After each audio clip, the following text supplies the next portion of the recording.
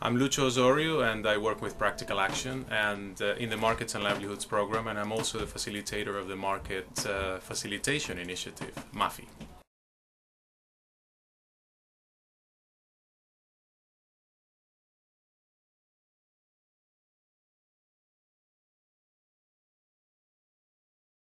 Before I respond to that question, I think it's important to recognize that pro-poor market development approaches, or making markets work for the poor approaches, whatever you want to call them, are under lots of pressure to reach out to the extremely vulnerable, the extremely poor, the extremely marginalized people and producers all over the world. Now, recognizing those pressures on the approaches of pro-poor market development, I think that SLA comes to the rescue in a way by providing very interesting lessons and insights about how to deal with vulnerability, how to deal with risk, how to deal with power relationships. And I think that that kind of fine-grained understanding around those issues, around intra-household dynamics,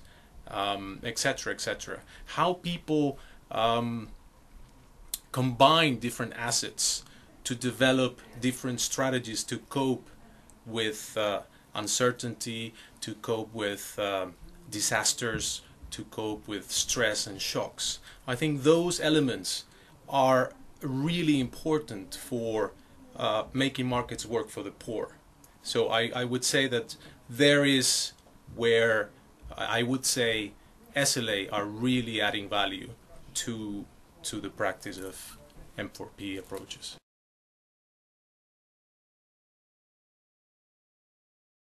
In terms of the movement towards kind of enhanced or improved SLA set of approaches, or I would call SLA 2.0, is a move towards incorporating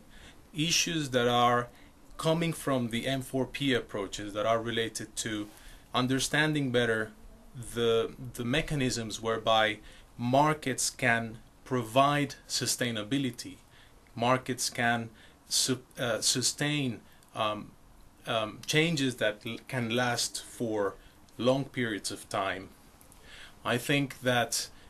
the whole emphasis on impact at scale is very important, coming from the M4P approaches, and also the emphasis on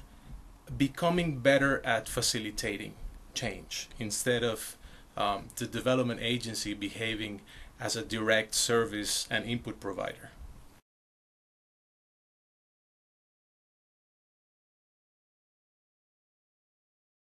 It is true that SLA already proposed this, but the science and the thinking